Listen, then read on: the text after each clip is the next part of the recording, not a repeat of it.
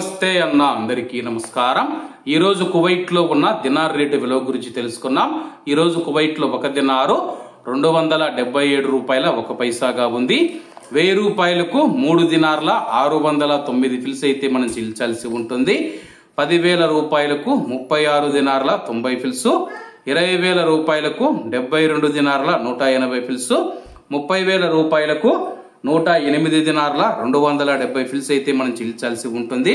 40,000 రూపాయలకు 144 దినార్ల 360 ఫిల్స్, 50,000 రూపాయలకు 180 దినార్ల 450 ఫిల్స్, 1,00,000 రూపాయలకు 360 దినార్ల 900 ఫిల్స్ అయితే మనం చెల్లించాల్సి ఉంటుంది।